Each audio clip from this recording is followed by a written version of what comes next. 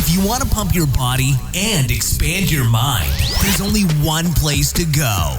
Mind Pump. Mind Pump with your hosts, Sal DiStefano, Adam Schaefer, and Justin Andrews. In this episode of Mind Pump, for 43 minutes, we do our introductory conversation. We start off by talking about how to shape the glutes. Talking about butts. By building side butt. We're trying to, improve everybody out there. Side butt. This is a new term that Adam came up with to explain how to get some types of glutes to look rounder. Every girl wants a heart butt. You got to get every guy wants one. I got your back. Then we talked about bad styles and styles that never die. They never die. My hairstyle. Then we talk about Adam's fear of aging. So whack. This guy's got such bullshit. He wants to be a kid forever. I hope my form comes in my back on Justin this one. talks about his new home gym. Now, he did use PRX, who makes those phenomenal fold-out squat racks. They're so good. They take up very, very little space. We go into how that worked out for him in his home. We are sponsored by them, so if you go to prxperformance.com/mindpump and you use the code mindpump, you'll get 5% off the total price, and you'll get a free MAPS Prime program with purchases of over $500. Then we got into a nice discussion of home gyms versus commercial gyms, and we also mentioned Thrive Market's ever-expanding product line and how companies are giving back. Thrive Market is the largest online retailer of non-GMO and organic products, including skin products and cleaning products. If you go to thrivemarket.com/mindpump, we got you hooked up fat with them. 1 month free membership, $20 off your first 3 orders of $49 or more, and free shipping. All of that. Then we get to the questions. The first question was, are branched chain amino acids a waste of money, or will they build you amazing biceps? Find out. Next, the branched chain. Next question was, what are muscle bellies? We always talk about muscle bellies. Adam likes to talk about how muscle bellies are full and flat and all that stuff. What the fuck is a muscle belly? I don't know, but my muscle bellies are hungry. That's right. The next question was, what is the best position to sleep in? Are there sleeping positions that are superior to all the others? The answer might surprise you. And the final question, do we ever suffer from road rage? And do we have any good or crazy stories?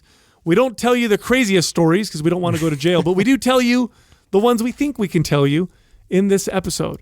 Yeah. Also, this month, MAPS Performance is half off all month long. It's the first time we've ever done this with MAPS Performance. This is our functional, athletic-minded workout program. So you get an amazing-looking body, but you can also move like an athlete. It's half off. You got to use the code GREEN50. That's GREEN, the number 50, no space. All month, go to mindpumpmedia.com. Get that. So it's under $100 for the program. You get life access, by the way. Also, we have bundles. This is where we combine multiple MAPS programs for specific goals. You can find all of our bundles and the 50% off MAPS Performance with the code GREEN50 at mindpumpmedia.com. Turn me up before we go. It's Wake Me Up. Wake me up. Yeah, but turn me up since we're getting on the mics. Oh, you changed it on purpose? Yes. Hanging out here solo. Come on, guy. Who would have guessed? What are you, new here? Who would have guessed? Who invited the new guy in Sal's seat today? Hey, who would have guessed that George Michael's gay, huh? Nah. Actually, for a while there, when he was with Wham, you could have said maybe, but that was the 80s. Everybody looked like that. Yeah. It was the later on. What's that song he did? Faith. Yeah. And the other one. Gotta have faith. He's like the stud. Remember that? Yeah. He was like the man in those videos. Oh yeah. So many women cried when they found out. It was funny because he was even doing dance moves where he was like, you know how they do like the hump thing. Yeah. Yeah. He was doing that to girls. Yeah. Yeah. It was very misleading. And he had the beard and the guitar. Right. He was a stud. You know what I mean? Yeah. Baby. Yeah. Did you guys get an icon? Did I send the picture that my uncle sent over to me of my stepfather, my sister, and I, and all the family photo from what's it called? From Old Mills. Oh, nice. Yeah, I love those. The mustache and the permed hair. My stepdad. I think I did see that. Yeah. I thought I sent it to you guys. You guys follow that awkward family photo Instagram handle? No, you showed me that one. Oh, it's the best. What's it called? I forgot about that. Awkward family photos, I think is what it's called. oh, I gotta look because you showed me something. I died laughing. I'm like, I know my family has some of these, and that's why. So you were the one that showed me that. So I knew somebody had showed me that Instagram that is full of all these funny old Old Mills and what's the other one that they used to do? Is it Old Mills that used to be? Yeah, in and then the glamour shots. Yeah, too, yeah. All those. Yeah, Where it's so like you have the cat in the background. yeah. The transparent cat in the background. The drop down that you could totally tell it's a drop down. How funny, Endless material. How funny is that though? great. Like how you can totally think something looks good, and then all you got to do is look at the same picture in 15 years and be like, Right. that looks terrible. Well, it's amazing. I It's know. what it is. How did that happen? It's because what happens is somebody new technology. somebody of influence. Yeah, that or somebody of influence, co-signs it, says like this is cool. You know what I'm saying? And then everybody thinks it's cool. And then 20 years goes by and they don't have that same person who said it was cool 20 years ago. No one knows who the fuck that person is anymore. And all they see it as is like, that looks stupid. Why would you do that? That's how styles are, right? Style is the same way. Like when something comes out and it's fashionable, it becomes fashionable really because somebody of great influence puts their stamp on it, says this is fucking cool, I'm gonna rock it. Then when everyone does it, that's why I'm debating the whole high-waisted pants thing that girls are doing now. Nobody likes that. They used to. I think they're lying. Guys like it. I think the girls are lying that wear it too. The ones that wear it, like, oh, how cute I am. Well, be honest They're with doing yourself. it to hide their muffins. I was gonna say so. I partially It disagree looks with you. weird. It creates long ass syndrome. That's why- they're lazy. That certain asses look good in it. If you have a good glute med, so if you got a good wide ass, if you have the ass that you can see from the front, like if I'm looking at you, like some girls have ass, but they only have back ass. They don't have side ass because they don't know how to train the glute med. Those are the chicks that should be doing the rubber band. We should do a moves. side ass guide. Side ass, not just back. How to ass. build a side ass. Hey, dude, here's the thing. Like, you can absolutely shape the ass by training. Now, here's funny that you see everybody in the gym doing it now. Everybody's got the banded knee walks and all this stuff like that and whatever. But there is some value to doing some of those exercises or incorporating that because most people or most girls or most men and girls like that, your glute med just doesn't work anymore because we don't do anything where we rotate, like or we lateral. move the transverse plane or lateral movements. So we just don't use a lot of that part of that's responsible of the externally rotating the femur, and we just don't really do that anymore, not that often, and we don't build that muscle.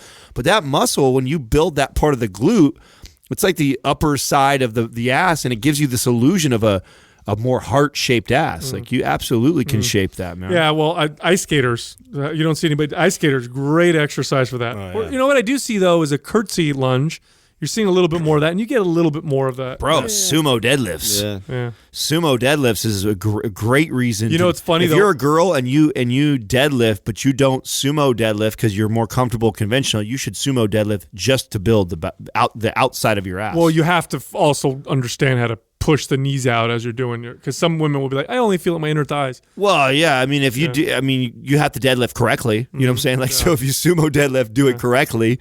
And if you do it correctly, you have to push your knees out or they'll cave in, right? What do you guys think are some of the worst styles of the Nobody past? misses Bugle Boy jeans. That are Those are like, great. bro. That were like rolled up and cuffed. They're kind of coming back, bro. The Bugle Boys? Well, not Bugle, not the brand, but that stonewash with the cuffed Oh, bottoms. my God. Yeah, like the stone, like the whitewashed. Like, I missed that. shitty So jeans. that's why you see me. I've been tight rolling my jeans. I haven't tight rolled my jeans since I was like fucking. Wow, look at that, 12. dude. Look at that picture right there. I remember used to rock. Yes, Look at that, bro. Yeah. dude. I will show you. Yep. There's people that are rocking that stonewashed, tapered, cuffed bottom. Again, that's definitely back in style. I remember the Bugle Well, Boys. That it's style a goes. progression from the tight pants everybody's been wearing. That goes right in line with that same time when that was popular. Those jeans. That's when the high waisted jeans for the shorts for the girls were popular. Same thing. You know what I used to love? The jeans I used to love, not for me,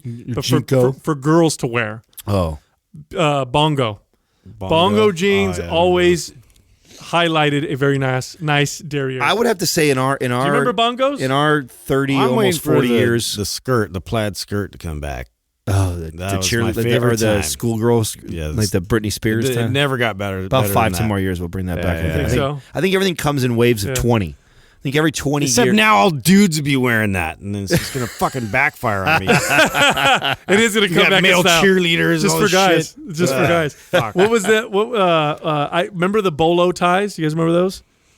You know what I'm talking about? Yeah, the Western looking ones. Yeah, the Western. It's got like the two strings straps that come down. the Oh my strings god! Remember that come through. shit? I never wore that. I did, dude. That was an ugly one. That was a bad one. That was really. And then the excessively wide shoulders on shoulder pads on women's like suits, like women's would wear business suits. Oh yeah, And they'd have the excessively like. Yeah, why did they do Yeah, that? know what? Like we want women in shoulder pads. Yeah. Yeah, we want you more boxy, please. I don't know. Why was that? I don't know. Maybe it's just a power move. Oh, I think about it. I think it was to create the illusion of a smaller waist, right? Yeah, so if like you, this- Bro, it if was you ridiculous. broaden out their shoulders, They it look would like make an the waist- upside down triangle, guess. though. No, but that's totally what that had to been for. Was that was the idea? I mean, I'm guessing, but I mean that's my call. Yeah. Is to create that illusion that you have this more tapered waist. That was a silly. I wasn't a fan. I mean, I was a fan as a kid, but and it's kind of came back to the bright colors, like the neon colors, are really popular. Oh yeah, they're not as popular as they were. gotcha shirts. Yeah, and, yeah. There you and, go. Ocean Pacific. Yeah. Ocean Pacific. Gotcha. those are Ocean great. Pacific. Yeah, remember that? Wow. Yeah, throwback. I forgot all about that. Remember the painter's hat? You know what's got to go, and I know I'm going to offend some people right here because I know I've seen you wearing it, you guys. And that I'm just not a fan of them, and they have made it this as Birkenstocks. Birkenstocks are back, and they're fucking back hard. Hard. Hella the people. Jesus sandals? They're not that attractive. They're not. They're not that attractive. They are not attractive. They're almost as bad as Crocs. And I see a lot of hot chicks wearing them right now, man. I see that. Stop and you know it. what? Do you know what I saw The only reason why you get away with it is because you're hot. That's why. Do you know what I saw at Might the as well beach be the other wearing day? jellies. We were at yeah, remember those? Yeah. Jellies. jellies. You buy them for like not even $5 at the Shit, have yeah. sweaty feet and hate your life. Oh, dude, I forgot about you those. know what I saw you know what I saw for the first time, like at a beach. We were at the beach and we were hanging out, and there were these two girls walking down, and they were both, I think they were relatively young, probably teenagers, right? Maybe older teenagers, like 18, 19. And this girl was walking around. She had a bikini on and everything. She didn't shave anything. She had full on like hairy legs like me, full on hairy armpits. I've never seen that on an American beach before. Oh, really? Yeah. I'm sure Justin has over in San Francisco. I've seen some tarantulas, crawling out. Yeah, you see that over there. In the It's been bathing rough. suits? Yeah. Yeah, well, that age too? I never saw What that age? before. She was like 19, maybe 20. She was young. No, older girls. Yeah, I haven't seen that. Yeah, well, whatever. Interesting. She's confident. Yeah. Good for her. Yeah, You know that's what I mean? that's different though. I'm thinking of like the bad styles that we. I forgot about. I'm picturing jelly. I can't get the jellies out of my head right now, dude. That was a fucking terrible thing. That was around the neon time too. 'Cause Yeah, they were everything colored was like neon. that. They were like green and pink and bright colors and shit. Like, oh my god, those are Punky Brewster. That's what that reminds me of right there. Oh yeah. That time. Oh, talk about that. What are those called? The over. What are those called? Overalls? Overalls. I was like overhaulings. That's coming. That's What the hell is it called? that's coming back too right now. Overalls are back in and style. then you do like Yeah, the but are one they- strap down. Thank you. Yeah. Are they going to wear it though with both straps? Well, yeah. Or Are they one gonna wear it strap backwards, or like no crisscross? straps? Yeah. I used to, how I used to wear my overalls? I'd buckle them in, but then take my arms out, so then it was just hanging down. Remember that? And it kind of outlined. Yeah, that was the deal. Yeah, you hooked them back behind you, right? Yeah, that was that's the deal. That's how the guys wore 'em. Overalls are great, man. I don't mind those at all. Yeah, they're cool, dude. Yeah. Super cool. Especially the train one, the stripes, and you got the little conductor hat. Yeah, real cool, bro. It's a good look for I would it. go out Little with you. handkerchief, How about guys. styles that never die that have just? I mean, that's why we all happen to just funny. I'm thinking about this right now, and I'm looking at everybody. We all are wearing Chucks today. Yeah. I mean, talk about Classic wins. a timeless shoe, man, that has made it through forever. Probably one of the simplest shoes that have made it through as long as it has. Did we mention that? Did you know that they were bought out by Nike? Yeah. Converse? Yeah, I've Yeah. known that for a long time. When? Yeah, a long. So is Hurley. I mean, Hurley's... Nike bought Hurley? Yeah, a long time ago. Oh, I didn't know that. Yeah. I knew that about Converse, but I didn't know. You know how I found out about Converse was I bought a pair of Converse at Nordstrom's about, I don't know, maybe 2-3 years ago. And when I put them on, I was like, whoa, the soles were all like hella comfortable. Oh, yeah, they have the little squishy element they added in the sole. Yes. And so Yeah. I went to the guy and I said, hey, what's up with the new soles in the, he's like, oh no, that's Nike. That's Ever the since Nike Nike bought them Plus. over, they made the soles nicer so they're more comfortable. Yeah. Really? I noticed that. Yeah, because I have a bunch of pairs of Are these. they thicker now? Or are you off the ground more? It's a little bit thicker. So like I couldn't find my other matching one, and I was like doing Don't housework tell me outside. So it was like totally off kilter a little bit, like for the whole day. That fucked me up. That So you hurt had a my nice hip. little tween. But it's interesting. Like I figured that out because that Nike had bought them, because remember the Nike ID where you're able to kind of customize your shoe. Like they implemented that for Converse, so you could actually do that, and you can add little stuff to your shoes. Yeah, which was cool. Now, what do you guys think? What do you think about the tapered stuff? I know you're not a fan because you have a big fat ass, and so tapered shit doesn't. PHAT. Yeah, I mean, true. I like room. You have some sweats though, and some pants that are. You have tapered stuff. Tapered, just because they were given to me, so they were there. I mean, you know why I like them? It was because it was popular when we were a kid, and that's why I tight roll again too. Is because I've always been a shoe guy, and when you have tapered pants, shows off your shoes. Shows your shoes off. I see. But then we went through that era, which I was very much so a part of too, with the big baggy jeans, and I wore that for a long time. See, when I was a kid, I hated taper pants because I got tall real fast and I was skinny. So I just looked like a fucking clown because I had big ass feet. I was tall. I had skinny legs. I tapered my pants, and then it just looked like I was wearing flippers. See, the only time I did that was when I had the dark Levi's jeans that you'd roll up like 50 style. So you had the cuffs like. So and you want to go back in time so bad. But that's the only time I did that. Like it kind of worked for me. But even then, like I just need them to. I need them to be the right length so you can still see the shoe. See, that's a hard to find those. Yeah, no, that's very hard to find that. Yeah. You have a style, Justin. Where Justin lucks out is that he has a style that is timeless because it's like he pulls from like the 50s. Yeah. So like the shit. So it's like nobody could be talking shit because it's just like if you could wear that forever and be okay because you're like reflecting out on an era that's been long gone forever. Well, it's simple too. Like the more simplistic, clean and easy. Yeah, like I feel like that outlasts because it is cool to be in good fashion and have like loud stuff and like be like get attention and all that. Like that's cool. It's cool that people like experiment with stuff, but like I'm like, no man, I'm gonna keep my life like organized and simple. You know, like, I don't want to get all flashy. Well, you gotta like it to want to do that, right? Yeah. You have to really like all that shit to get into it. That was one of the things that I connected with when Taylor and I first met. I was just like, oh, this kid's all into that stuff. He just so reminds me of myself and the way I was to a point where it's like such a great reflection because when he annoys me, I'm like, God damn it. Yeah. Like, you totally have a man bun. Like, you would. If I had enough hair, I would have him. I'm not gonna lie. Wouldn't. I would have probably. Would you rock that? I grew my hair out. I mean, I had long hair. Yeah. When I was I had long hair for a second. See, I could never do long. I never did it. I never did long hair. I gotta find some pictures because I went to work one day. Were you working for me when I did that? I went to work one day with rubber bands on, and I did the. Oh my god! I think I might have seen you. Oh yeah, dude! I did like all the crisscross kind of like little spiky. Oh my god! I did all kinds of crazy. I did all kinds of crazy shit. Yeah, I had long hair for a second. My hair gets kind of wavy and curly too, which is funny. So I look like a greasy.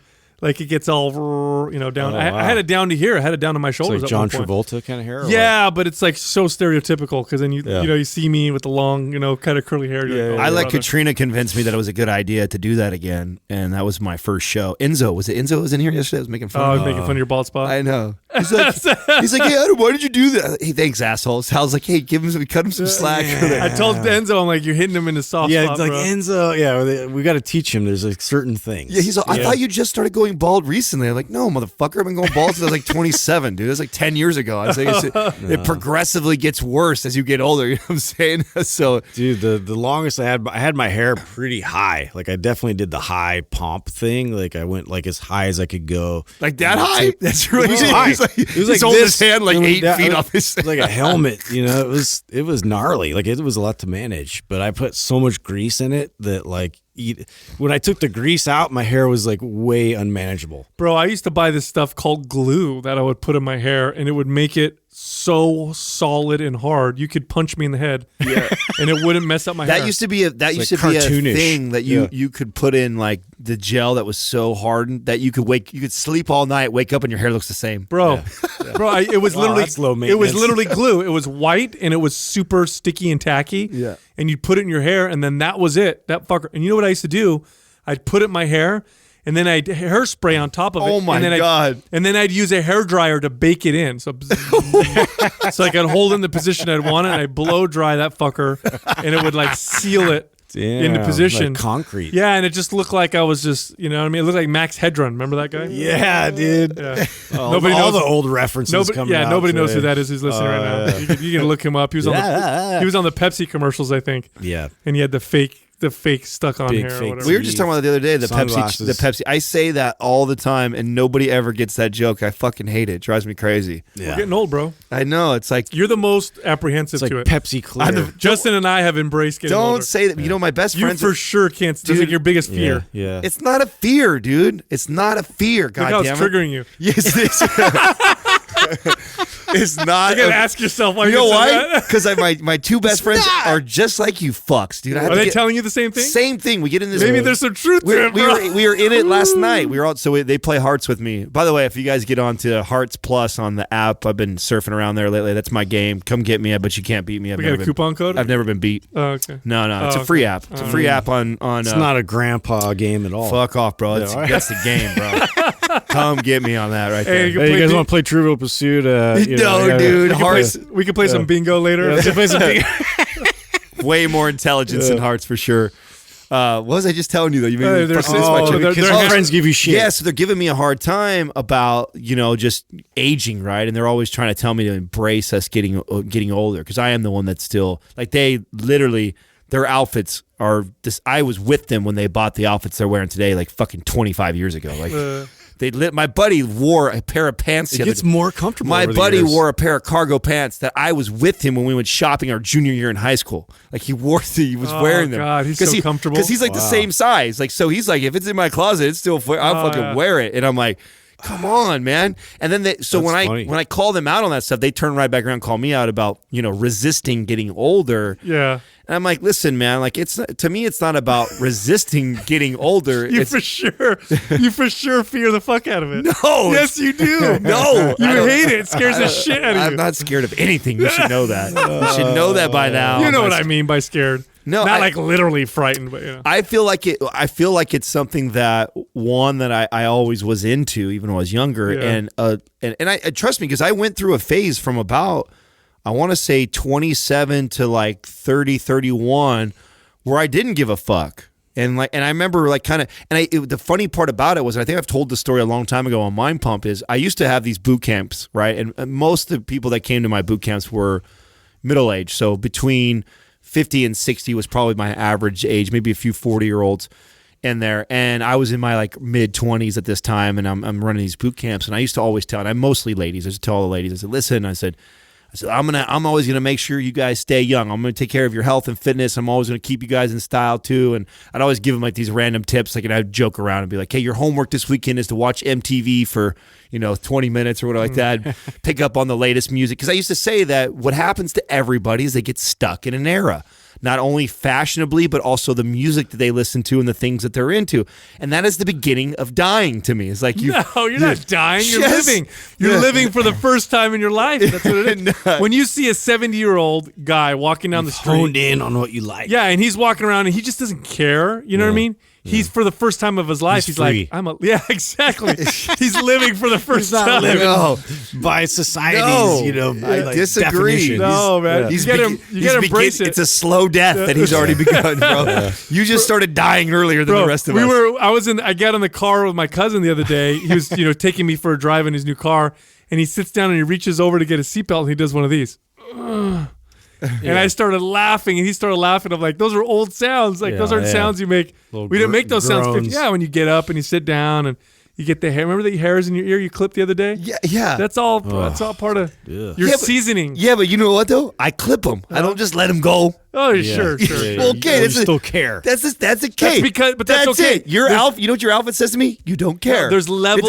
It doesn't say that I'm dying and you're living. You know what I'm saying? It says I don't care. Well, that's what I'm saying. There's levels of care, but I'm stubborn. Yeah, there's levels of enlightenment that happen, and when you're fully enlightened, you're glowing like, I don't care anymore. Oh, God. I sure hope my form comes to our rescue on this one, because I know you cannot. There's no way, dude.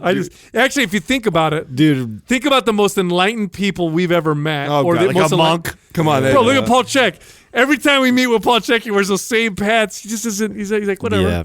I'm comfortable. I love Uncle Paul, but by no means. Yeah, of course he's not in style. But fuck style. Of course, it's obvious he's not in style. The guy wears a fucking romper every day. He's fucking in style. If you wear a bathrobe, Yeah. a lot, you don't give a fuck. Yeah. Hey, what's his name? Did for a long time. Playboy. What's his name? Hugh Hefner. Oh, right. Yeah, I was thinking more of Henry dude. Dangerfield or not Dangerfield. Rodney Dangerfield. Rodney Dangerfield. Yeah. Oh, I thought you were talking about where that. it's like his balls would just fall out randomly. No. I mean, there's levels of not. Okay, there's not caring in the sense that you're sad and you don't care, like someone who doesn't care about their health. And then there's caring about your health, but caring in the ways that are freeing to you, right? Same thing with fashion or anything else. And that's why I think as people get older, we tend to think, or younger people tend to think, oh, they don't care anymore. I don't think so. I think some people don't care anymore, but I think other people realize what they care about is more like, well, it's comfortable. Well, I don't really care about like having to look like a particular way. I don't worry about it anymore. So they enjoy it. It's funny. Some people look at it, and this is you just view it differently, bro. Yeah. Like some people look at it as a way to express themselves. To me, it's one of my favorite ways to express who I am. And if you think about how I dress, it is very much so a reflection of my personality. What do I say on this show all the time? Like, you can't put me in a fucking box. Like that is. I mean, if there's anything that defines who I am in the fitness space, it's the same thing. That's how I am in the fashion space. Like one day I'll come walking in and someone will be like, "What the fuck? You look like a skater." The next day, "Oh, you look like a gangster." "Oh, you look like a jock." Oh, that's because you just don't want to create a box, right? Not in the other boxes. Yeah, you know what I mean? You don't want to be the guy that's like, I'm in the box of I'm not in boxes. Like those emo kids, you know what I mean? Who are like, we dress like this so we don't fit in. It's like, oh, that's weird because there's 15 of you. Yes. That all fit in. No, exactly. Like I want. You're more like that Russian doll, right? Like you open one, that day, then this day, then the next day, and you're all these different versions. So I like that. I train the same way too. I don't train a standard way of lifting all the time. Even remember how much I used to get irritated at the beginning of the show when we first started. Like everybody putting me in the bodybuilding box. Like that was just like, dude, I am not a bodybuilder. Just because I went and did it. Just because I'm a bodybuilder. Just because I'm a pro bodybuilder doesn't mean I'm a bodybuilder. Just because I'm fucking good at it doesn't mean I fucking identify with it, bro. You're stupid. Yeah. Have you guys noticed though, as you've aged, forget the style stuff, that as you're aging, that your body's it's different when you work out and when you trade? Have you started making? That's why Justin trains at home all the time. Have you started making that? Justin, I don't. That's why Justin. I don't like people looking at me when I'm training. It's awkward. Are you guys making peace with it yet? Or are you still fighting it? Because I'm starting to make peace with some of the. Oh yeah, no, I am like as far as like some of your like the rituals and different things that you do now as opposed to like when you did when you're young and like you just get after it, right? Like I have like a whole process I have to get through and like get in the right mental space. What is your at home situation looking like, Justin? The last time we talked, you were did you get that PRX? Yeah, so now I'm in like I have it all set up so I can actually squat and have it off the rack and everything. And I just got up I had to like rearrange everything. So that climbing wall I had to move like closer to the door, and then I finally got the other post. And so, but now I'm in a great position where I can fold everything, and I got the bench all folded against the wall. So the bench folds up too. It folds vertically into the wall. So I got that as an addition, which I love it. That is my favorite feature of the entire thing. Does the bench folding that connect up into the wall to the cage, or is it separate? No, it's separate, and it just folds up. Yeah, it's like on like a steel plate, and so I bolted that into the wall. And so what you do is you pull it out, and then it like folds, and then you just so it's so convenient. Like,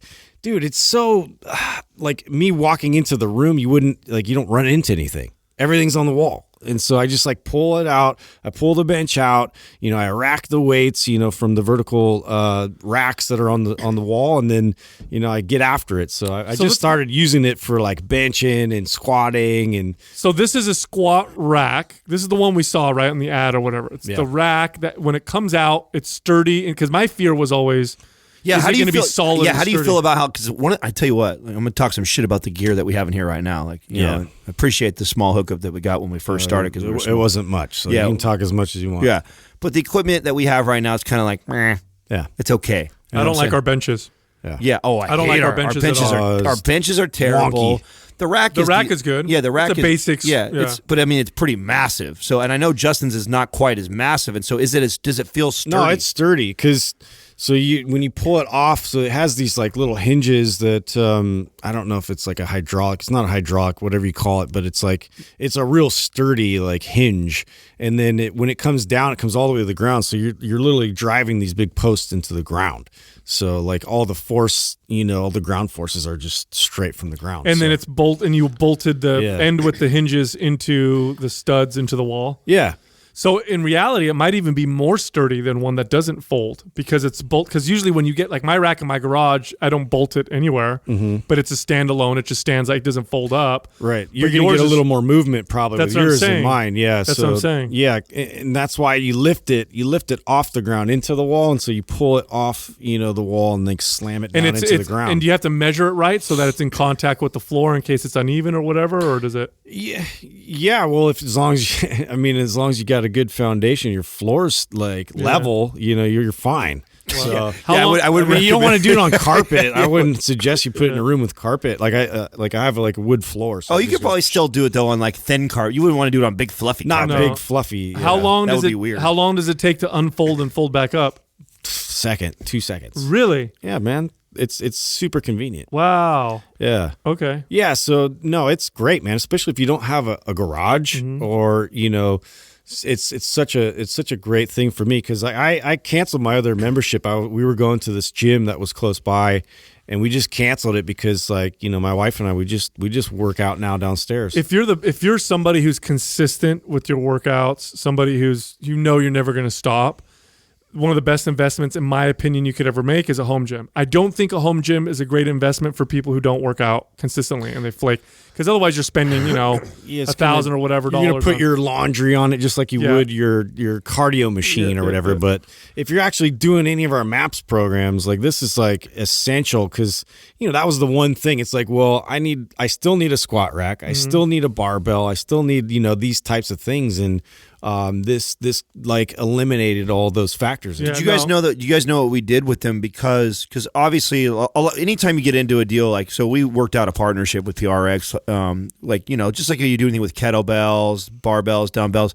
It costs so much to ship. The margins are terrible, so you can't ever do like a badass hookup. Like nobody's gonna have a sick ass hookup for equipment, right? Oh yeah, the margins suck. So our discount is like really small for our listeners, but because of that, something that we did just to show love to our audience is that we give one of our programs away with that. You guys know that, right? Like we give our Prime program, right? Yeah, Prime comes with that. So anybody who purchases the at-home program or at-home PRX stuff can get Prime for free. That's just kind of a kicker that we did to kind of sweeten the deal because we knew that it was a small discount. That I'll tell you what, man. If you're consistent with your workouts, the best investment you can make is a home gym.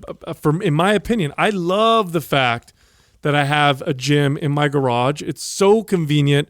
I know I'm going to work out anyway.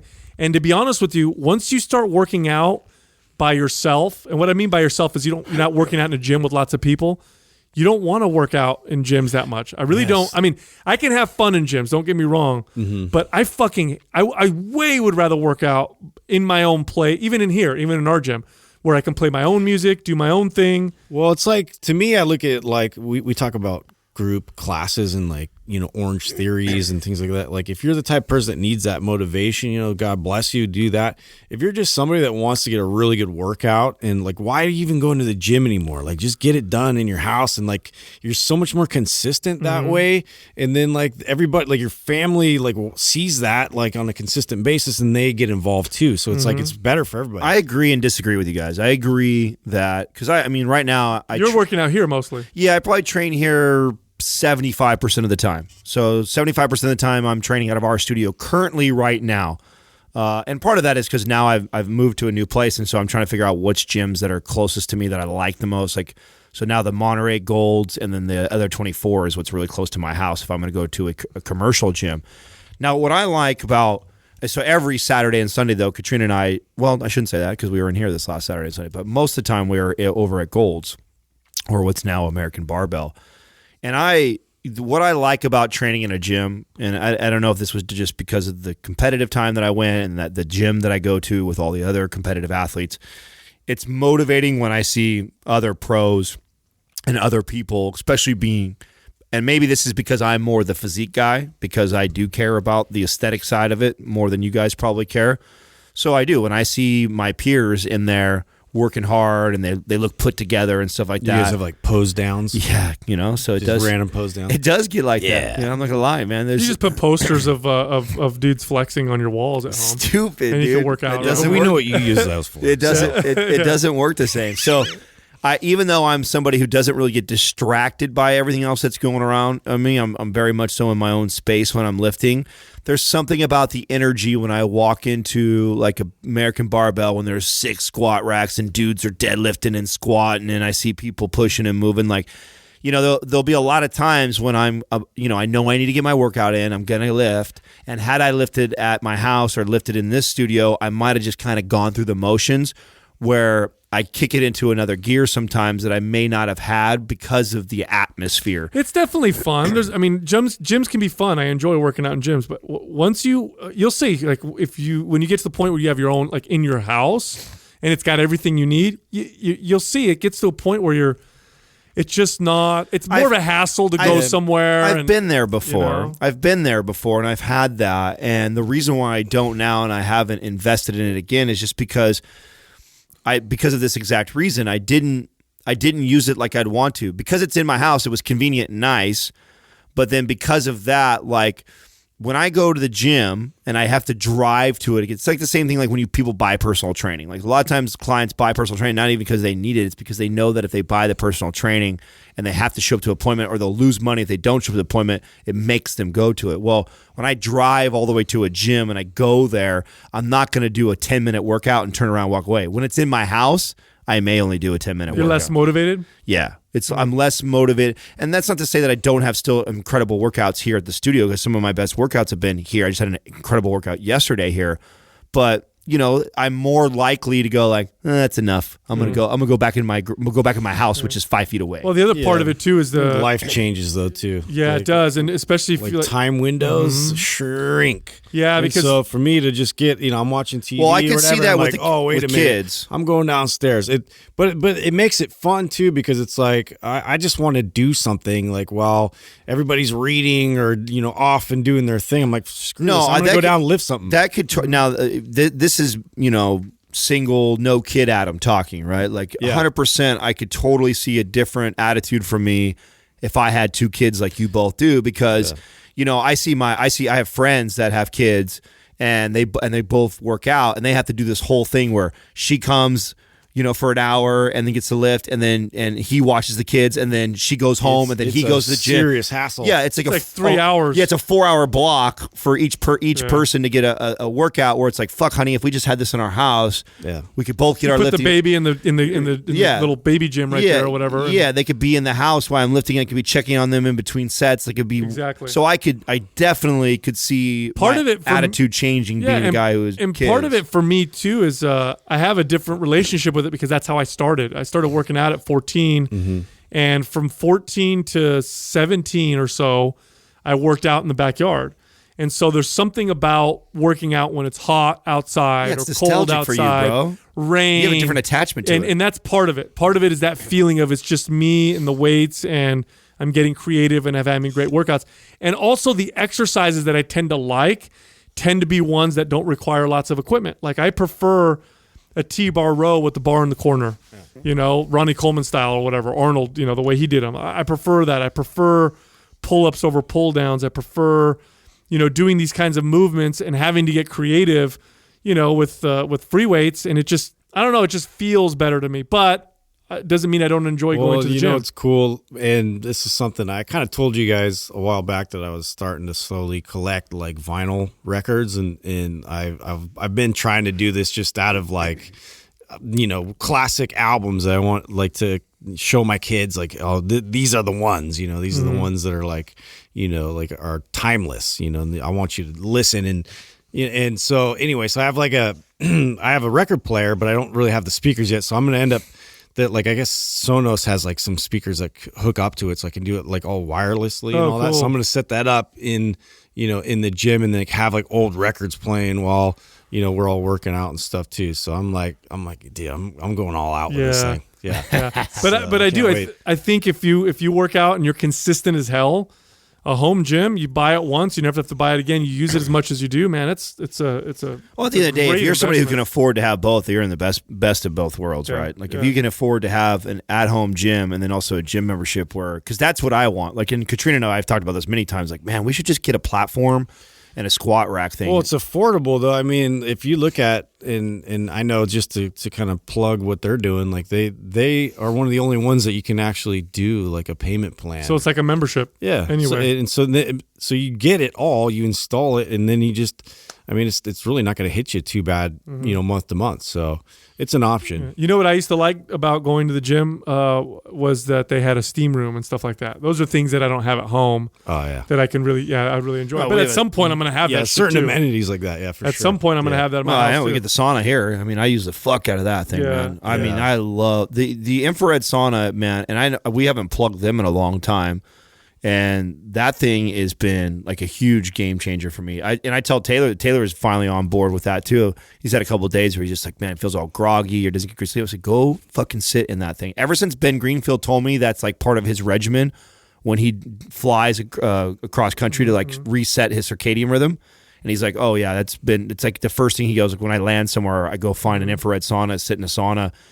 And so since that, I thought, you know what? Every time I feel off, like if I didn't get good sleep or anything like that, like make sure I go in there.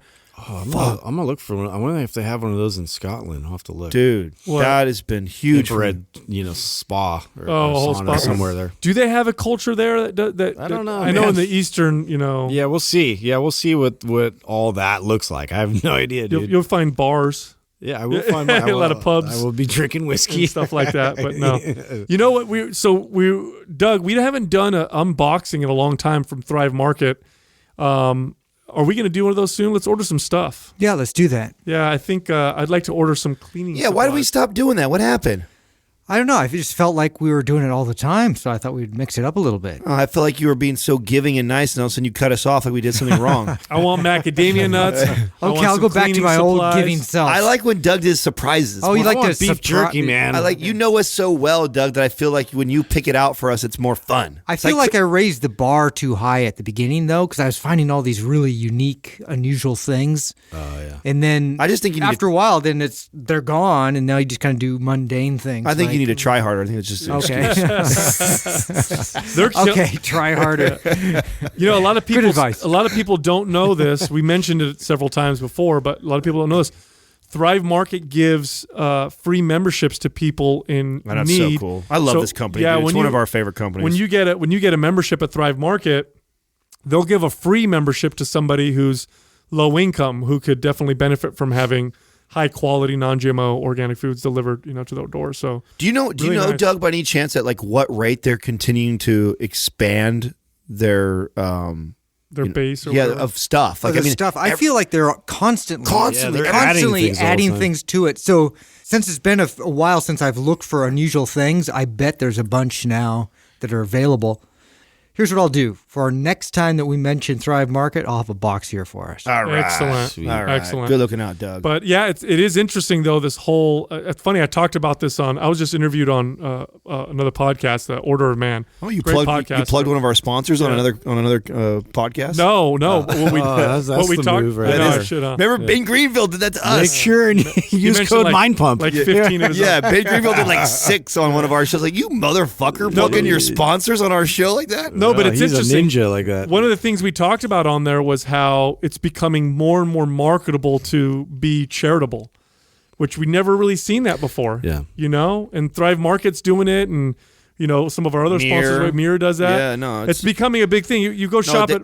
There's a whole. I mean, I just watched a great YouTube on this that they're saying that it's going to become mandatory in the future. That's how serious it is.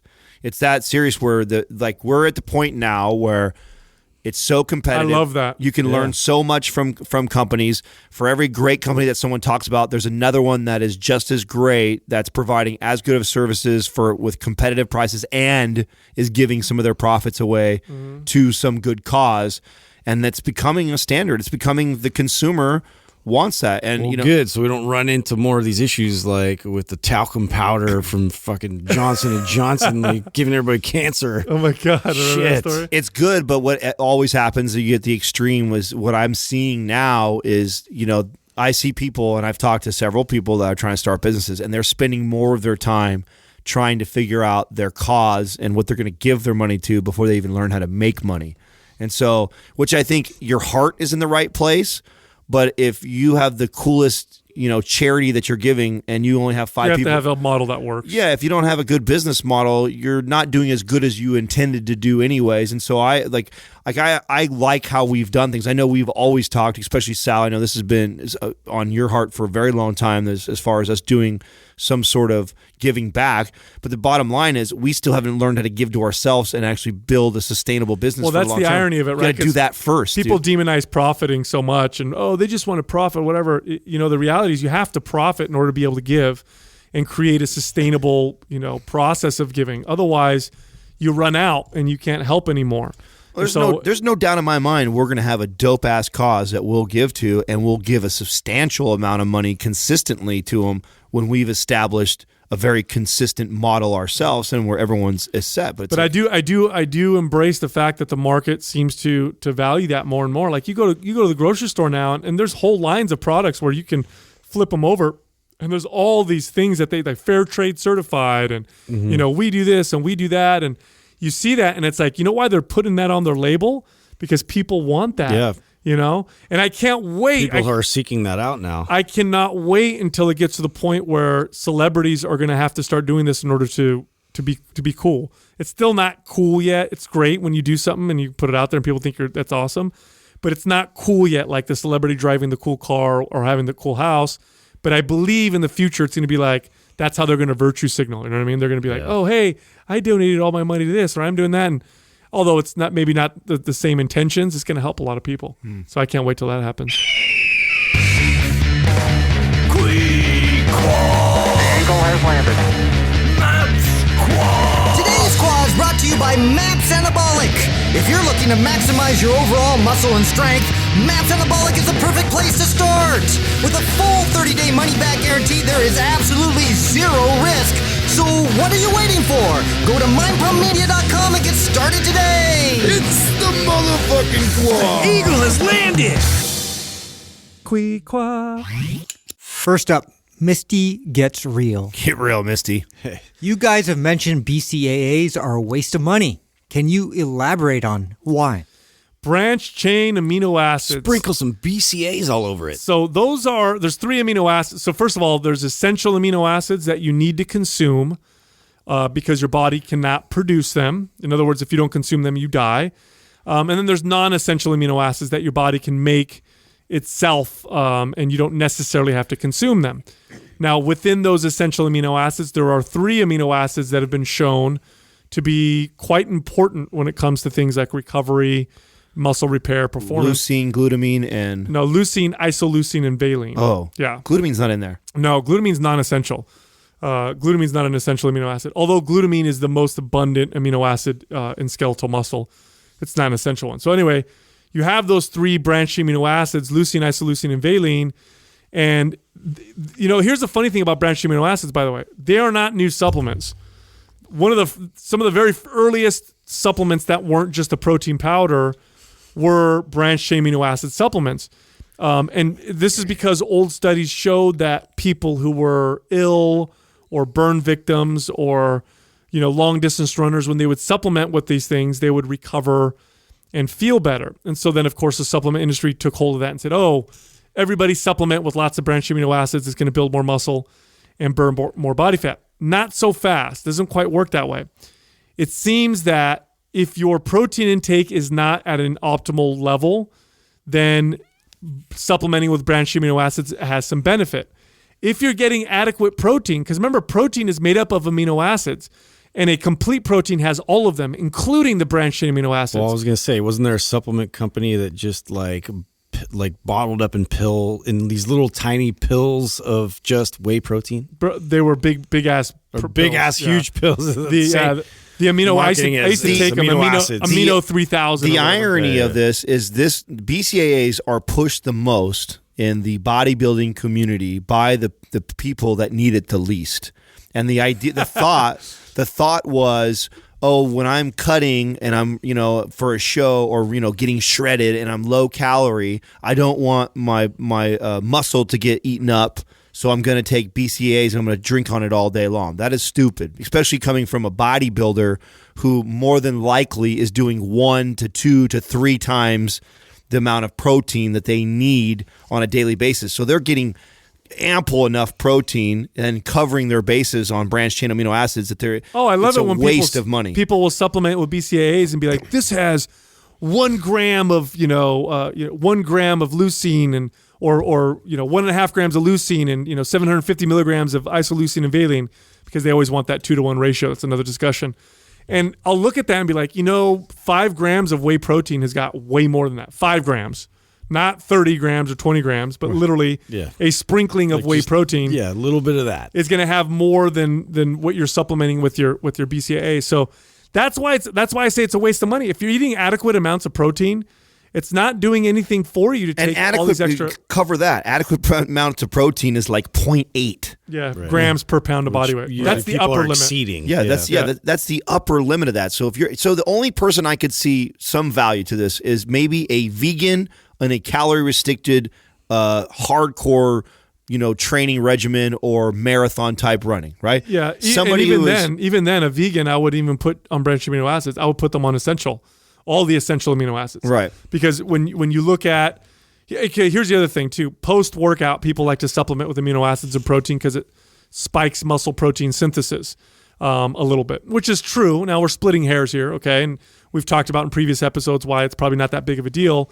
But let's say you've got everything's perfect and you want to just maximize every little 0.5%, you're still better off supplementing either with protein or even just the essential amino acids.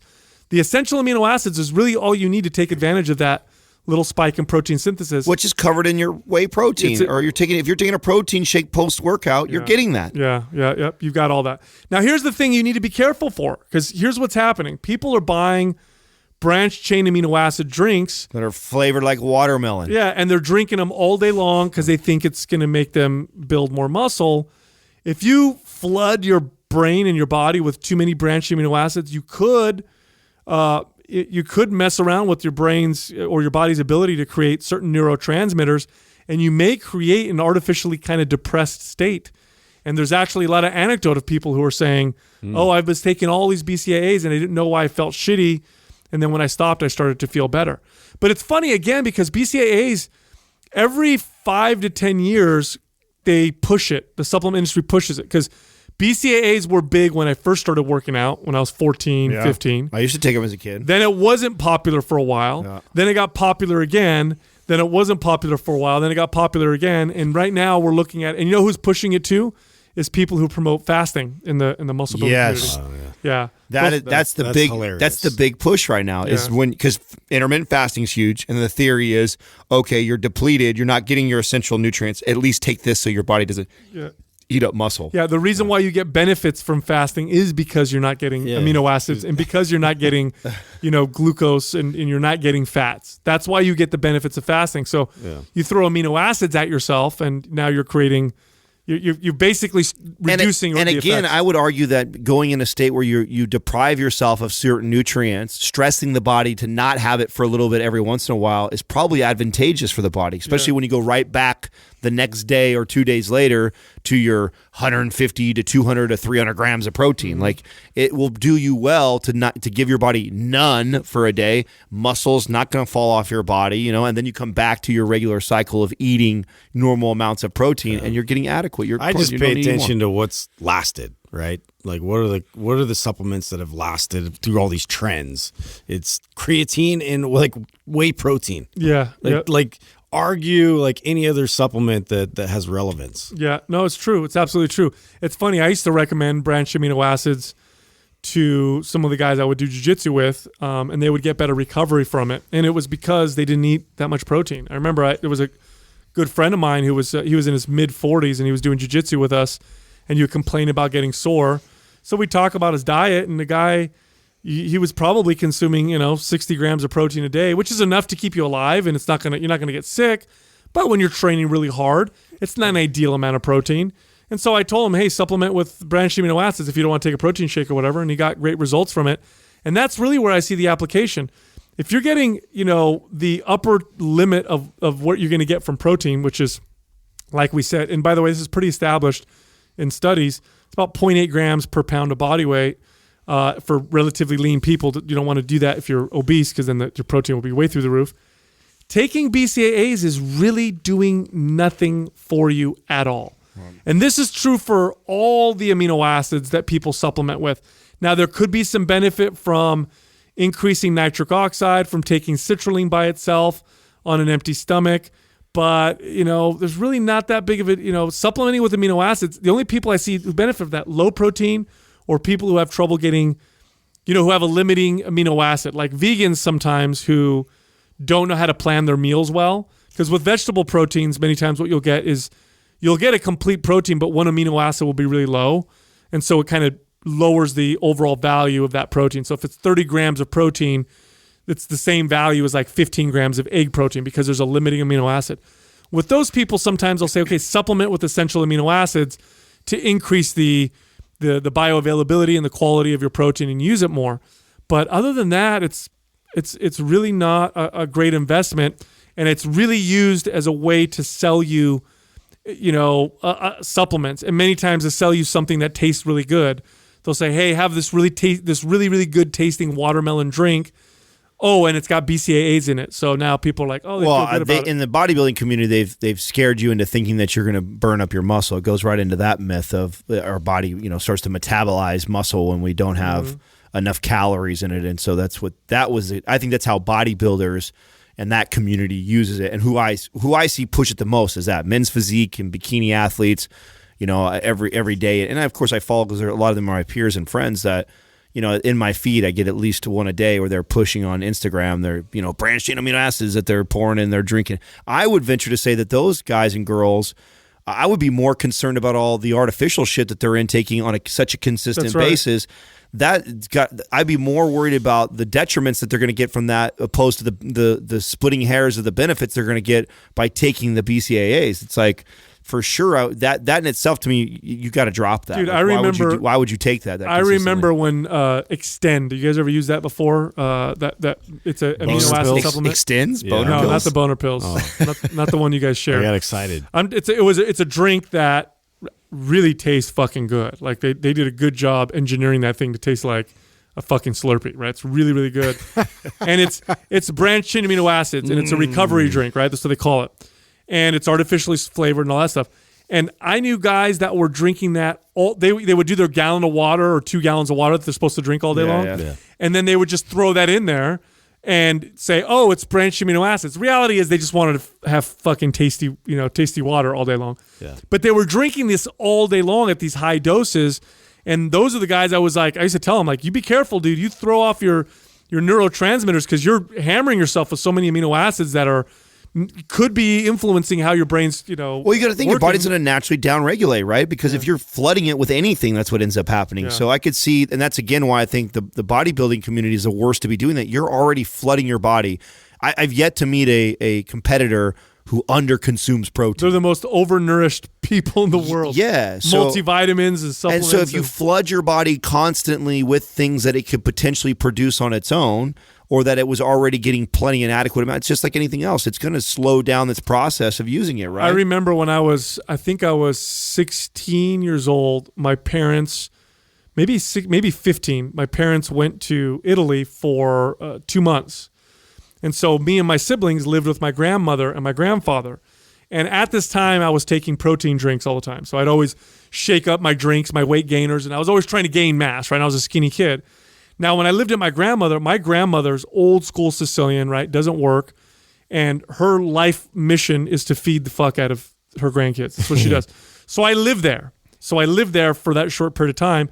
And my grandmother literally was my personal chef. And I love her to death, right? So she would literally say to me, what do you want for breakfast? What do you want for lunch? And I was trying to gain muscle. So I was like, oh, steak, eggs. I want fucking lamb. I want beef. I want this.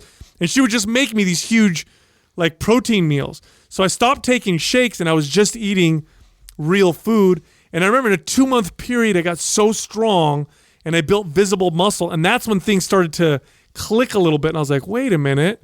I'm not taking shakes, but I'm eating real food.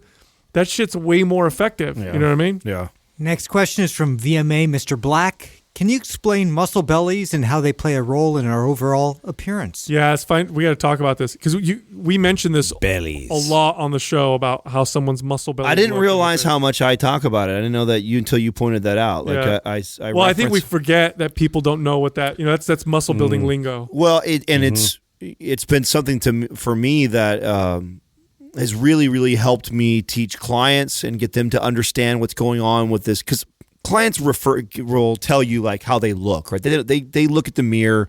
You're training them. You're telling them how to eat, and then you say stick to this, do these exact things, and the week goes by, and they look at themselves in the mirror, and sometimes they come back to you and they're like, Adam, I don't like the way I look. I look like this. I look like that, and sometimes you have to explain exactly what they're probably seeing and why that is, because they know for sure. Like, your body. Like, there's nothing that, like, Justin said something earlier today, and then when we talked again, we mentioned it off air about muscle bellies. I made a comment about why he feels that way. Like, he's like, man, I just feel like I'm shrinking, and because we were complimenting how lean he looks and how good he looks right now, and he's like, I just feel like I'm shrinking. Well, absolutely you are. You're in a calorie deficit. You're depleted of carbohydrates.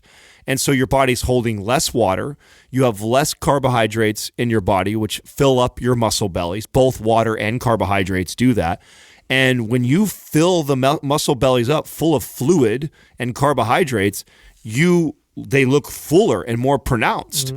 And it creates this more bubbly, filled out muscle look on your body. And that's why it's like up to 70% of your muscle is not muscle fiber. That's right. Yeah. Most of it is fluid. Yeah. And so when you fully understand this, and when you understand that when you're on a diet where you're in a caloric restricted place, or you're on like a keto or a carnivore diet. Am I considered flat or dry? Flat. Okay. So dry is not. I'm trying to get into lingo. Yeah, flat is like your muscle bellies are flat right now. Which what I know right now that I can. Dry is that you don't get dry until you're shredded. Dry is all like when you're shredded, then you can see if you're holding water or not. You'd have to get really. Excuse me. So, but this is all like we're laughing because it's bodybuilder lingo and talk and everything. But this has actually made me a much better coach for the average, like my average client who's 60 who doesn't give a shit about. Oh yeah, you can articulate kind of what's going on with the changes of their body. Yeah. They can identify it. And I could show them. I could literally tell them, like, watch this. Okay, so for example, I helped someone out recently, and she's in her 50s,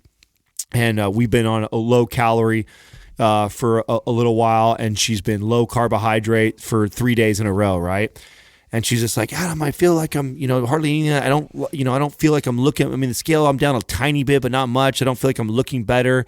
I'm like, oh, that's because you're leaning out right now. You're completely what we call flat. I said, what I want you to do is go have a cup and a half of rice, and then go look at yourself in the mirror an hour later. And instantly, cup and a half of rice and maybe a glass of water or two, and that same person will also go. Yep. And the muscle belly, you don't get fat from that. 1 cup of rice is not going to make you fat. Yeah, well, if your calories are under, no, it's not. But what it will do is it will shuttle a bunch of glucose and a bunch of water into the muscle bellies, and it will now fill them out, and it'll give you a much different look. Justin, you experienced this after Saturday. We had like 2 drinks, which is more carbs than you've had all month because you're eating carnivore, and you noticed it the next day. I did. I was actually worried I was going to be like all bloated and like, like look like shit. And it actually was the opposite. I felt like I was like, oh wow, I had more definition and I looked like more tight. Yeah. It was weird. So we have to explain what muscle bellies are, because people like when you look at the muscle, you have the actual muscle itself, and then you have the tendons that they attach to, and then their insertions. Okay. The muscle belly is just the muscle itself. That's all it is. When we're talking about a muscle belly, we're talking about the big part where all the muscle fibers are. We're not talking about the rest of it. So the ends of it, basically. The ends of it. Yeah, so we're not talking about that. So when we say something like, like for example, in bodybuilding, because it's an aesthetic sport and you're being judged entirely how you look, a lot of it is your training and diet. But another part of it, that's a big part of it, has to do with your genetics. And one part of that is how long and full are your muscle bellies. So here's an example. You can imagine somebody who has really high calves. So this is a person has this really short calf, almost up behind their knee. That person has a short muscle belly. Now, it doesn't mean they have a weaker muscle, because short muscle bellies doesn't mean it's stronger or weaker. It's just the way it appears. They have a shorter muscle belly.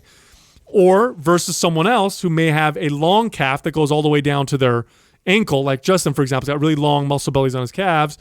That is a longer muscle belly. Doesn't mean it's stronger or weaker, again. But for bodybuilding purposes, when you have these long muscle bellies, where if you look at your bicep and it goes all the way down to your elbow rather than it being the short knotty thing at the top, when you build that, there's more muscle appearing to it creates the illusion of being a bigger muscle. And so in body, that's why they talk so much about muscle bellies in bodybuilding. And so for the most part, longer, fuller muscle bellies are more aesthetic. Maybe, and I say the most part because I know a lot of women don't necessarily want really long, calf. Well, you can use really that. long. You can use that same analogy though for the butt for women. Like you see some women have that with like the long ass, or you have some that have like the bubbly, like a more bubbly butt. Right. That's what they have, like a shorter origin and insertion of the butt, and they have a shorter, smaller muscle belly. And so when you build that muscle belly, it gets this more pronounced bubbly look. So, but it's a bodybuilder term. It's definitely something that I spoke to, learn more about as I got into competing. But it's helped me tremendously out with the average person. Because here's another mistake a lot of people make. I used to see this all the time, and now I have words to give to somebody to help describe or walk them through this process. When someone's been dieting for a couple weeks and they're discouraged and they decide, fuck it, I'm gonna go out and have a night with the girls and go cheat or have a bad meal or whatever, or just eat for fun for that day. And then they wake up and they feel better. They look better.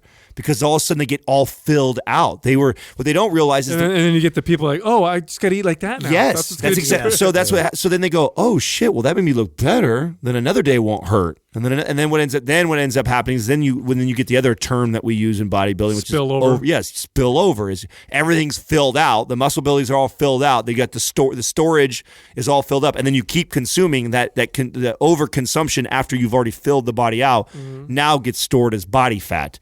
And so you're always kind of playing with, and then what ends up happening too is like, so for burning fat, let's say you're somebody who eats a lot of calories. So like when Justin first started the carnivore diet, the first day or two, he's not probably going to burn that much fat because his body stores a bunch of glycogen that he can use for later on, and you store it in the muscle. To get fully depleted. Yeah, first. right. The body needs. So once he depletes that all out, and then now the body doesn't have somewhere to go. Now it looks for another resource, which then is body fat, right? So then it utilizes body fat as energy. Now during this process, you have this look that you don't feel the greatest, and your workouts maybe you don't perform always the best too, because you don't have this quick energy that your body can tap into.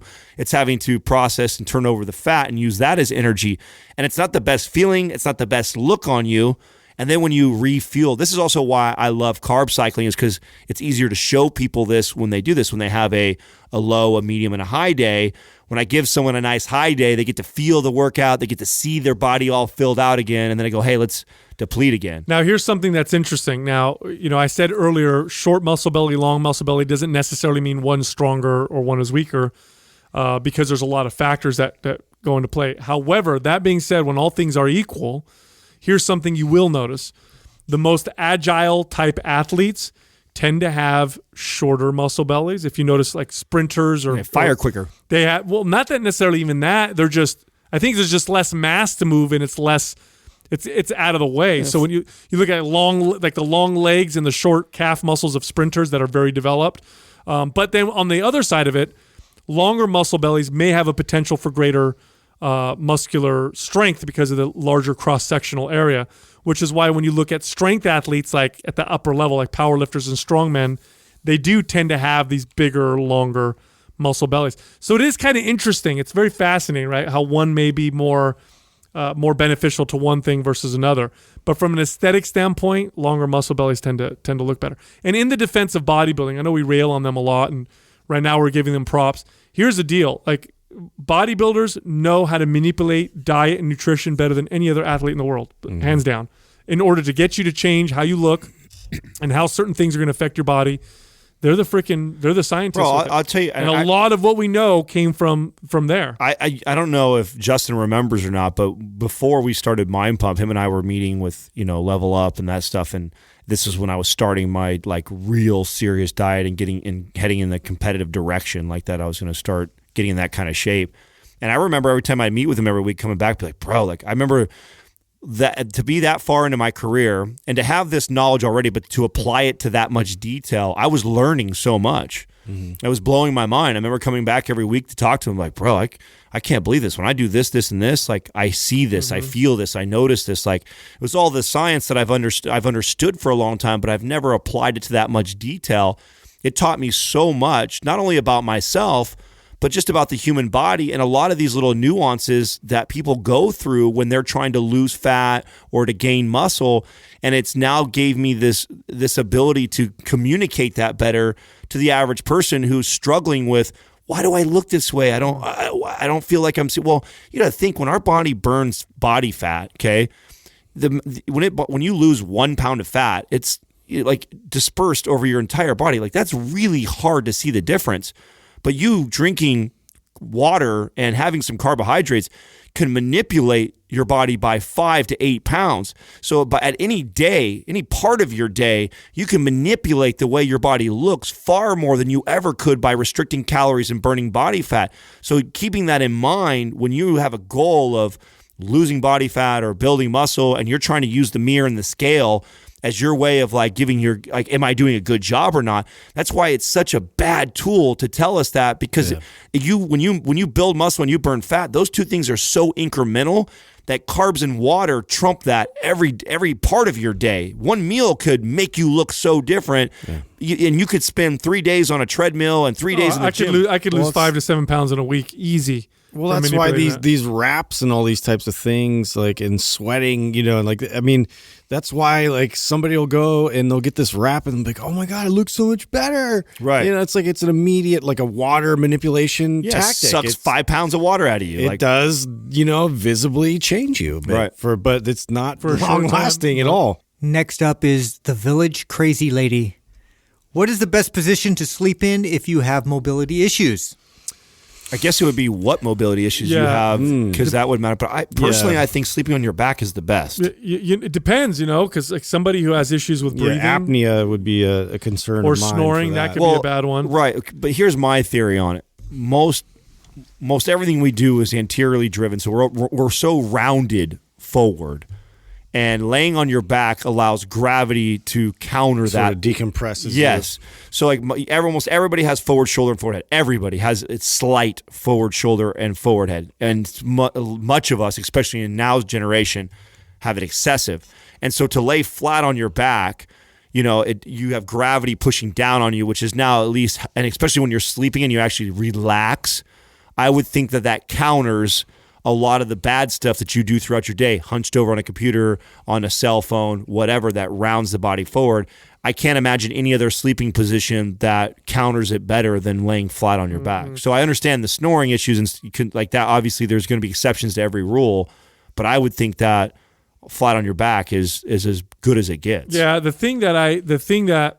reason why I always have an issue with answering this question is there's a lot of individual factors. But here's the other thing. It varies. What I don't want to do is sell a sleep position, because at the end of the day, the most important thing that happens when you sleep is your quality of sleep. That's a good point. Right? So if you have a weird sleeping position, but you're comfortable in it and it gives you the best night's sleep, well, that one's the best then. You may hear us say, hey, sleeping on your... That's a good point. Yeah, so you may hear us say, oh, sleeping on your back or in a fetal position. I sleep like a vampire. Yeah, do you really? No.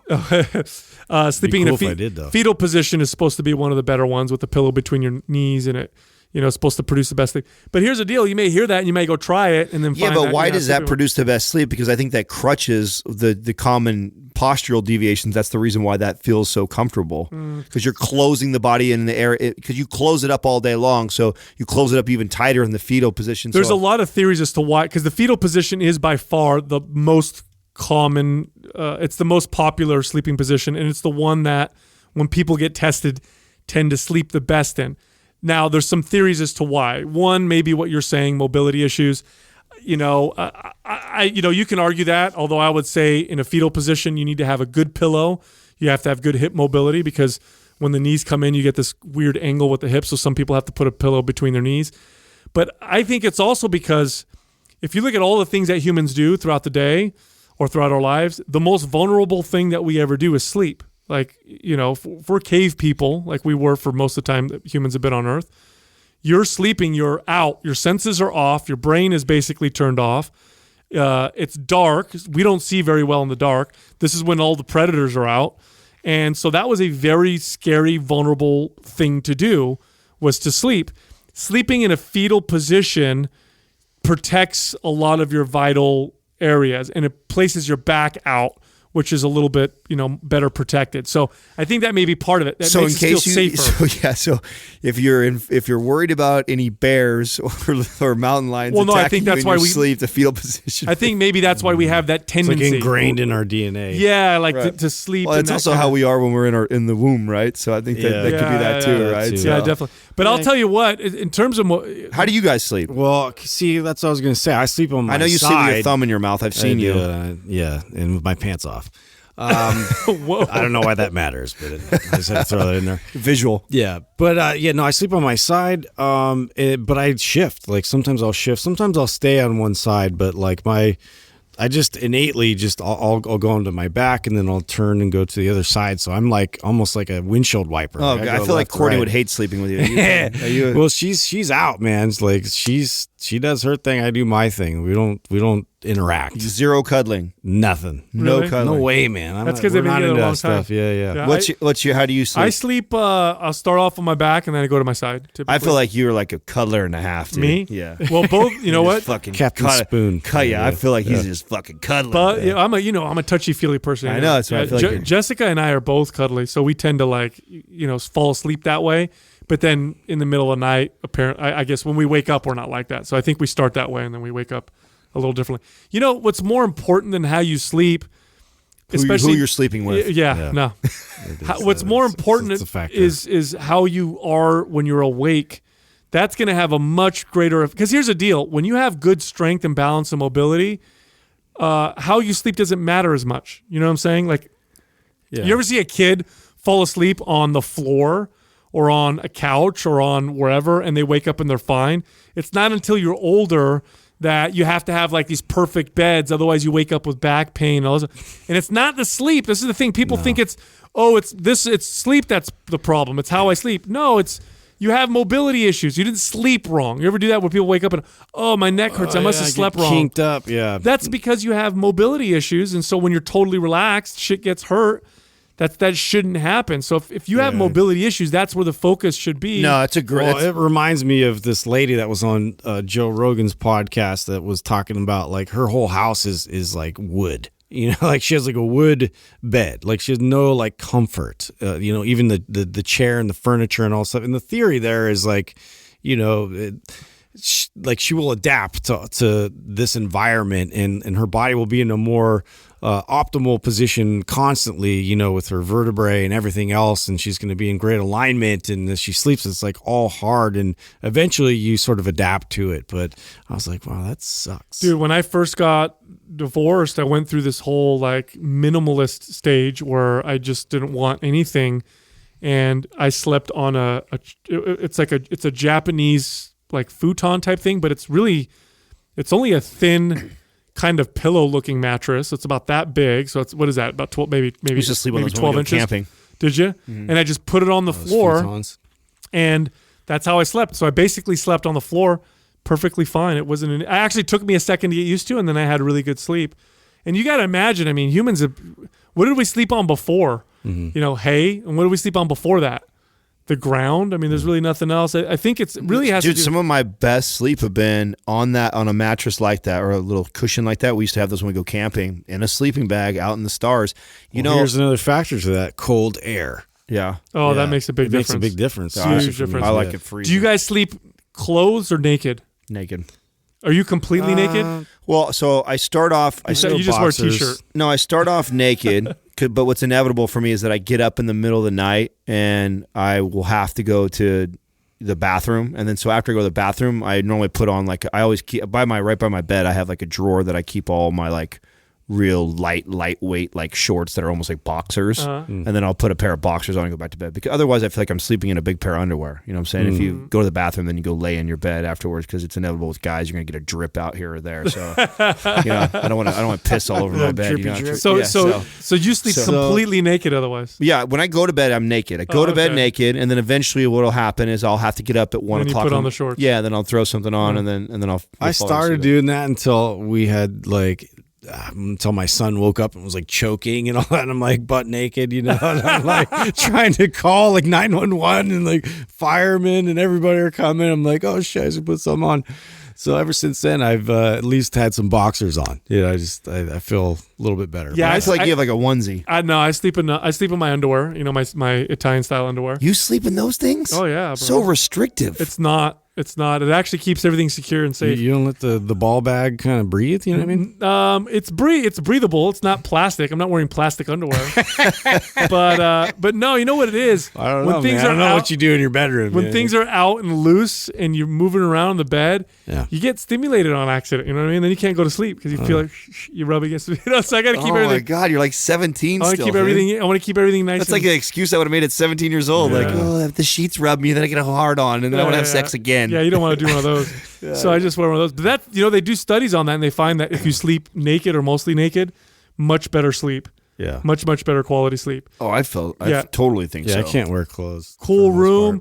And then a game changer for me was 2 pillows. I used to, when I was a kid, I had 1 pillow.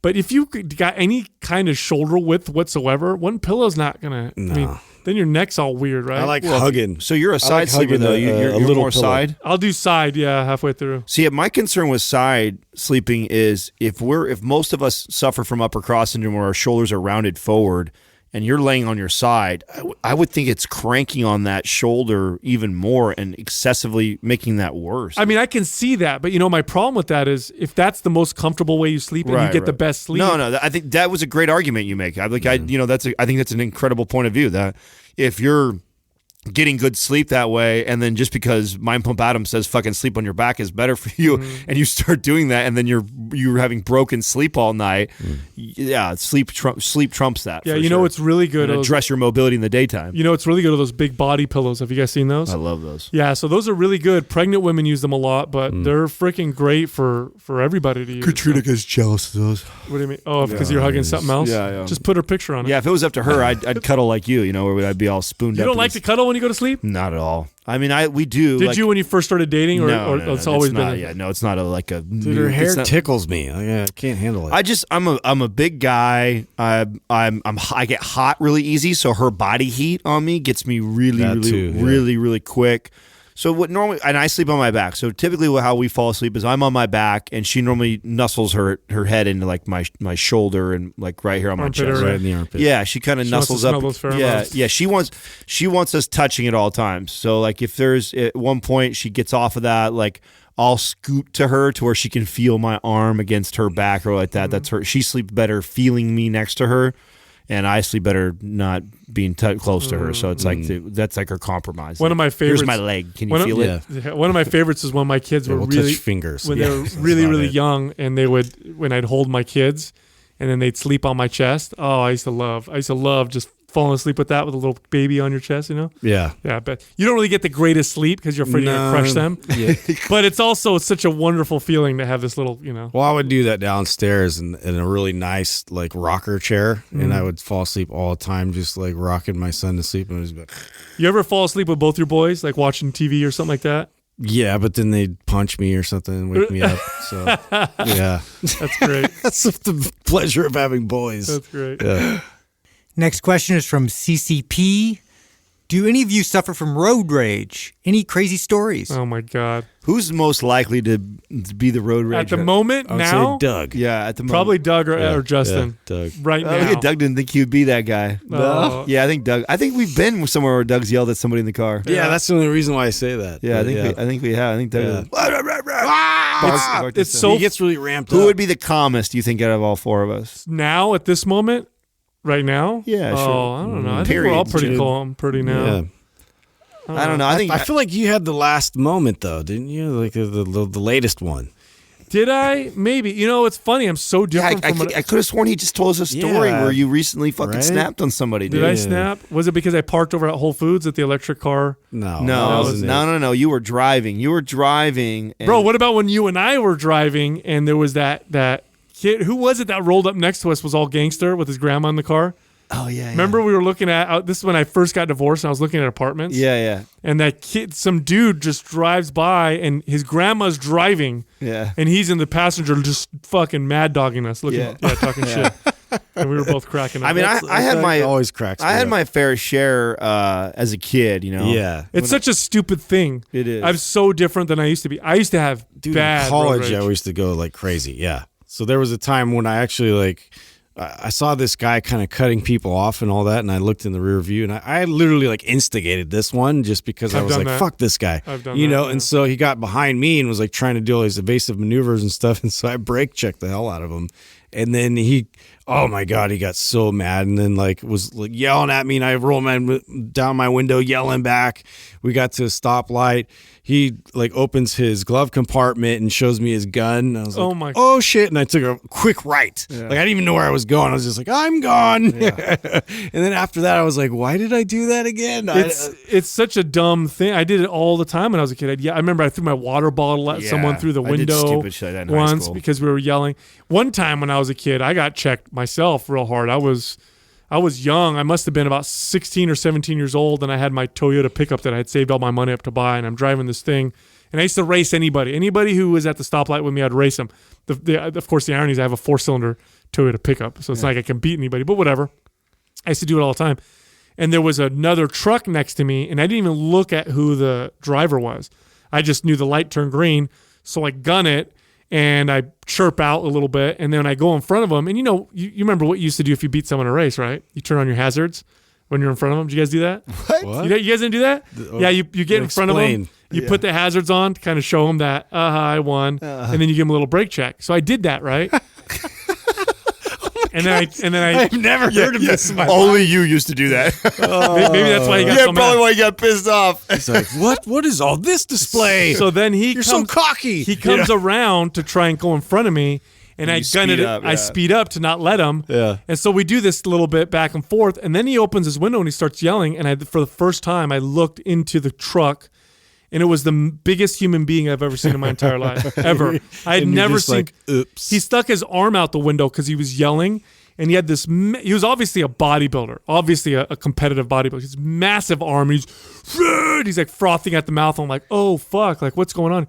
I'm gonna fucking kill you. So now we're driving fast down Santa Teresa, and I'm like, I don't know what to do. Then there was a stoplight, and there were cars stopped at the stoplight, so I had to stop. But luckily, I had the foresight to give myself space because I knew I might have to fucking get out of Dodge. So I give myself about 2 or 3 car lengths between me and the car in front of me. So I stop. He pulls up in front of me and gets out of his car. And I'm like, he's a massive human being. So now I'm yelling out my window, hey, man, I'm just a kid. Hey, I'm just a kid, man.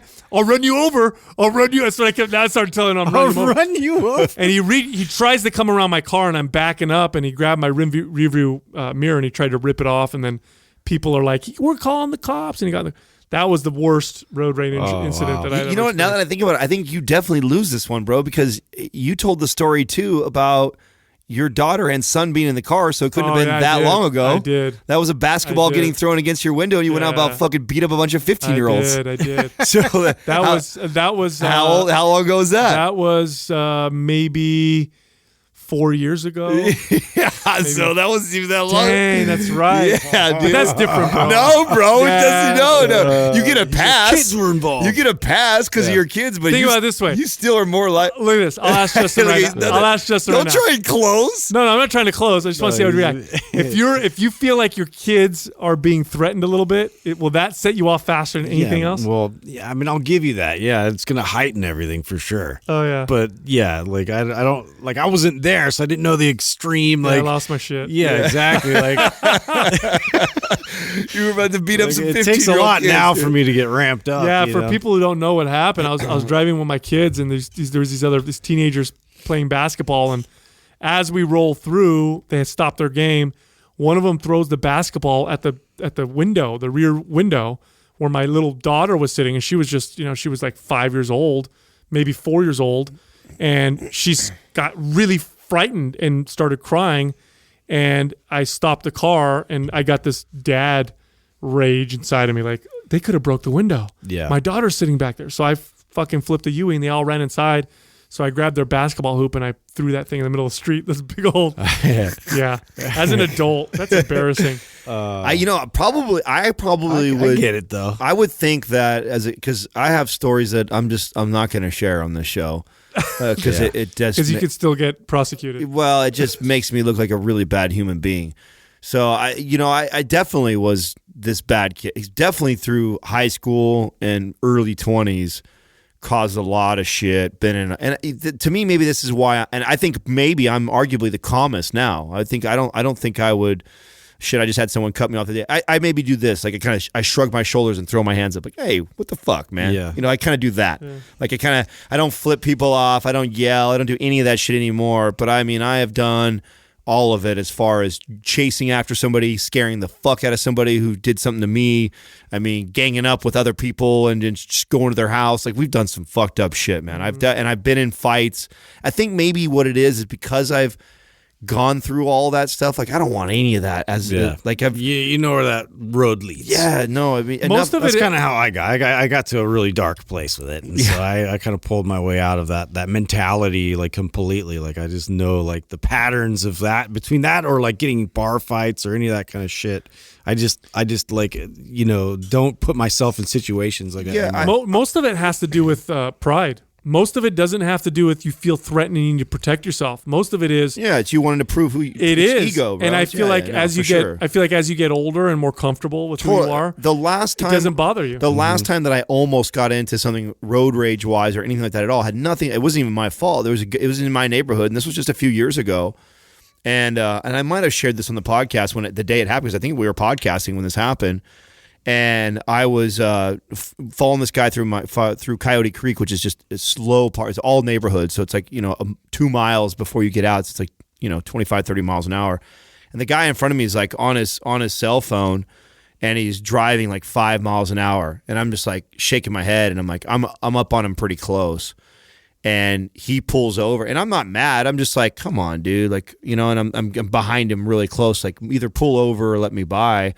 And I'm not being a dick about it. I'm not flipping him off. I'm not doing anything. But he pulls over and he gets out of his car.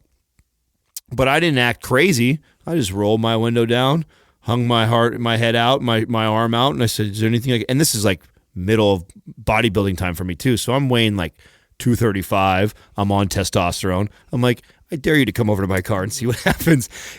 My attitude was so calm that nothing happened. He got out. He got close enough to see the size I was in comparison to him, and he turned right back around and walked back into his car. Yeah.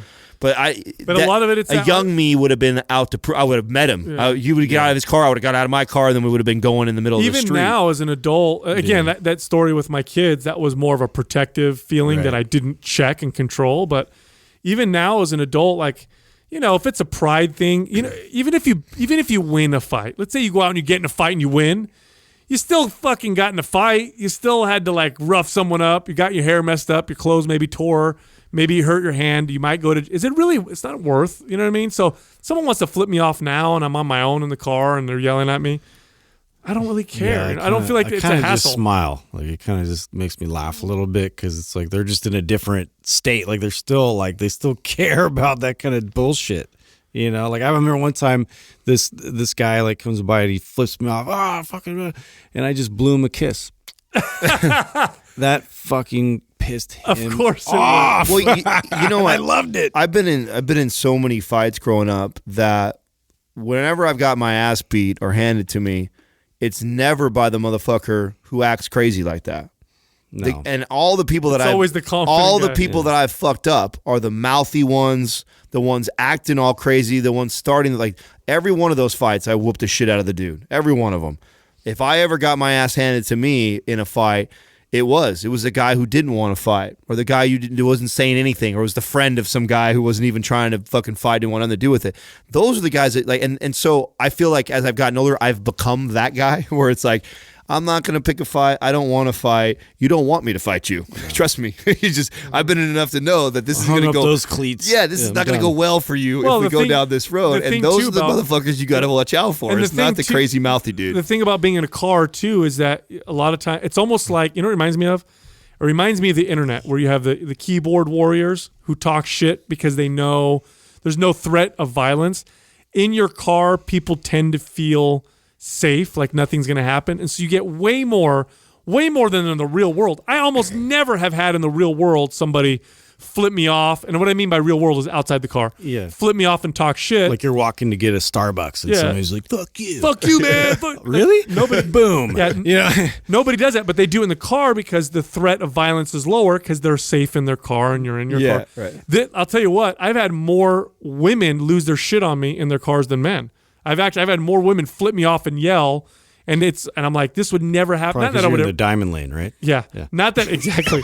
Not that I would ever do anything or anything like that, but I think people feel safe. See, on that theory, you pointing that out, it always makes me wonder too. Like when we get these people that are like anti-gun, like if we were if we were a society that didn't have guns and weapons, like, do you think that we would have more of these situations? Do you think people would be more apt to talk shit and cause issues because there's no fear of anything lethal potentially happening to them? That's a good question. It's a very, very good question. I will say this, the amount of guns that exist in America and the fact that violent crime has dropped over the last few decades, it kind of shows that it's not the gun, it's the society. So I don't know. It's very interesting to me. I will say this, what's his name? Robert Oberst, who lives out in Texas. Oh, yeah. He says where he lives, everybody owns a gun. He's like, there's not that much road rage because I think everybody knows they're packing And let me tell you, being someone who's been all over the United States, right? Like it's one of the most polite states you'll ever go to. Yeah, you're not going to mess with people. Yeah, people, because half the fucking population is caring.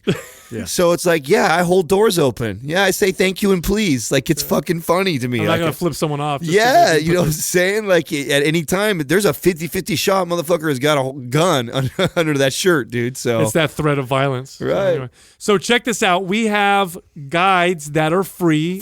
And many of the guides address things like how to lose fat, how to train with high-intensity interval training, how to build your chest, your legs, your calves. I mean, we've got about 10 guides. They're all free. Go to mindpumpfree.com. You can also find us all on Instagram. We have great pages, unique pages. Justin's page is different than my page. Oh, it's super unique. And Adam's page is different from everybody's. And better. If you go to Instagram and you want to follow us, you can find me at mindpumpsal. You can find Adam at mindpumpAdam and Justin at mindpumpjustin. Thank you for listening to Mind Pump. If your goal is to build and shape your body, dramatically improve your health and energy, and maximize your overall performance, check out our discounted RGB Super Bundle at mindpumpmedia.com.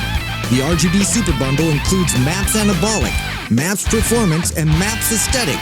9 months of phased expert exercise programming designed by Sal, Adam, and Justin to systematically transform the way your body looks, feels, and performs.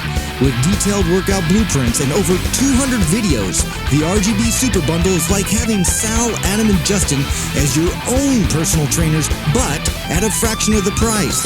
The RGB Super Bundle has a full 30-day money-back guarantee, and you can get it now plus other valuable free resources at mindpumpmedia.com. If you enjoy this show, please share the love by leaving us a 5-star rating and review on iTunes and by introducing Mind Pump to your friends and family. We thank you for your support, and until next time, this is Mind Pump.